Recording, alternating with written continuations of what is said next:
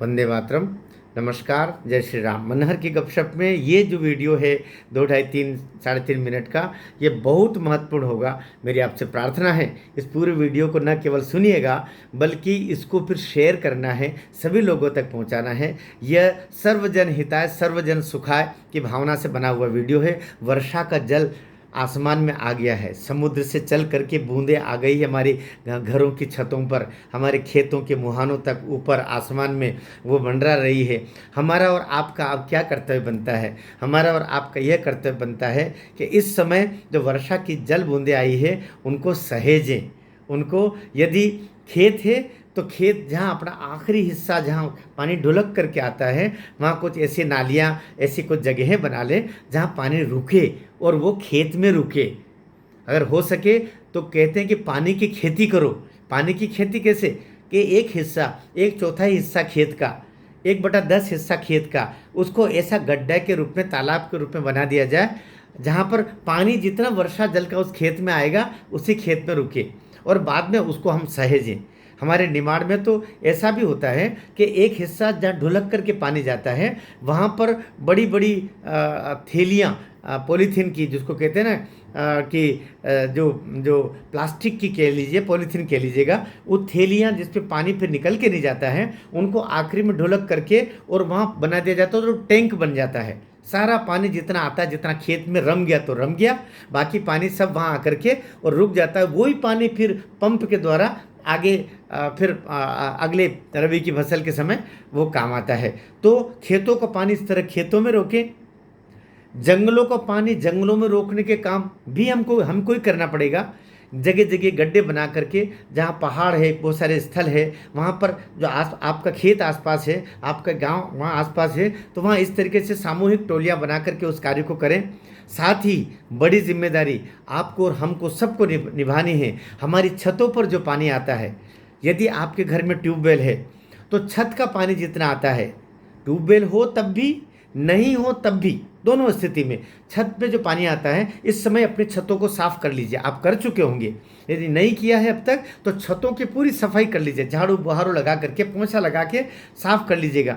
और वहाँ से आपको 4 इंची पाइप, 6 इंची पाइप, वैसे 4 इंची पाइप भी बहुत होता है, अपनी छत का पानी को आप नीचे तक लेकर के आएँ और उसको ड्रमों में पानी को फिर 3 लेयर ड्रम बना करके, ड्रम में 3 लेयर, ऊपर आपका जो है बारीक पत्थर, फिर नीचे उससे मोटा पत्थर और आखिर में और मोटा पत्थर, ऐसा डाल करके, और एक फिर जो प्लास्टिक की छेद वाली जाली होती है वो लगा दीजिएगा और वहाँ से फिर नीचे गड्ढा करके और आपके ट्यूबवेल तक पानी फिर लेके जाइए। तो बारिश का जितना भी पानी ऊपर छत पर आएगा वो उस पाइप के माध्यम से होता हुआ ढलान से, ये इधर जो ट्रिपल लेयर आपने बनाई है पत्थरों की, गिट्टी की, और आखिर में वो जाली से होता हुआ पानी छन करके आपके सीधा ट्यूबवेल में चला जाएगा। एक तरीका तो ये सीधे जल पहुंचाने का है। दूसरा कि आपका ट्यूबवेल जहाँ है उससे करीब आप 25 फीट के अंदर अंदर चारों ओर ऐसे सोखते बना दीजिए, गड्ढे बना दीजिए, और वहाँ पाइप के द्वारा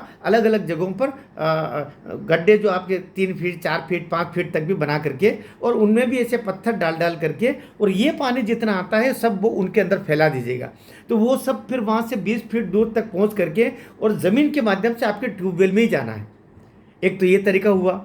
यदि ट्यूबवेल घर में नहीं है, कोई बात नहीं, तो नालियों में पानी मत बहाइए, अपने आंगन में सोखता गड्ढा बना लीजिए। जो जो ऊपर का पानी छत का जितना आएगा सब ज़मीन में जाएगा। सोखता गड्ढा क्या होता है?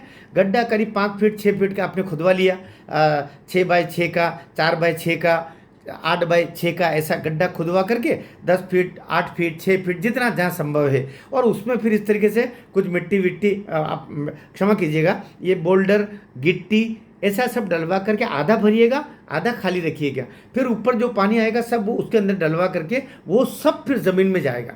आसपास का थोड़ा सा ईंटों का वो लगवा दीजिए ताकि पानी आसपास की जो मिट्टी वो उसके ऊपर ढूल करके नहीं चले जाए, वरना पानी रोक देगी। तो ईंटों का, सामान्य ईंटों का की दीवार बना करके और नीचे उसको वो लगवा करके, और फिर उस पानी को सहेजिएगा।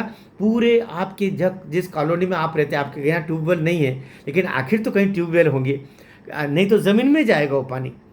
तो कुल मिलाकर के ज़मीन के पानी का स्तर ऊपर लाने के लिए अभी 400-500 फीट नीचे पानी जा रहा है।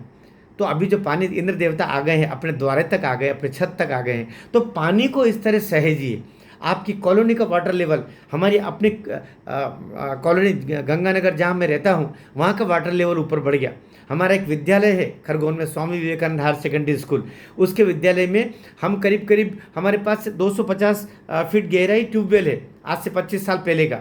लेकिन आसपास के ट्यूबवेल सब खत्म हो जाते हैं, हमारे स्कूल का नहीं होता, जबकि 1000 बच्चे हमारे यहाँ लगभग 10,000 लीटर पानी रोज़ खर्च होता है। लेकिन उसके बावजूद हमारे एक ट्यूबवेल देता है, क्योंकि हमारे सारे भवन का पानी हम विभिन्न ड्रमों के माध्यम से उसको पानी ज़मीन में उतार करके और फिर ट्यूबवेल तक लेके जाते हैं, जिससे हमारा ट्यूबवेल ऊपर 25 फीट ऊपर पानी तक रहता है उसका। अभी बारिश के समय ऊपर तक 8 फीट 6 फीट पानी आ जाता है। तो ये करना पड़ेगा, आपको भी करना चाहिए। मेरे आपसे प्रार्थना है, इसी निमित्त इस वीडियो को खूब शेयर कीजिएगा। मैं आपसे प्रार्थना करता हूँ, और वीडियो आप करते नहीं करते, इसको ज़रूर कीजिएगा, मित्रों को बताइएगा, पूरी कॉलोनी में, शहर में, और हमारे जो सरकारों में बैठे हुए जो हमारे सिंचाई मंत्री वगैरह जो होते हैं ना, गाड़ियाँ घोड़े लेके दौड़ते हैं, उन तक भी पहुँचाइए, ताकि सरकार की भी थोड़ी नींद टूटे और ऐसे कार्यों में वो लग जाएं। बहुत अच्छा होगा। ये एक जन कल्याण का बड़ा काम आपके माध्यम से, जल देवता की रक्षा हम करेंगे, जल देवता हमारी प्यास बुझाएंगे। भारत माता की जय।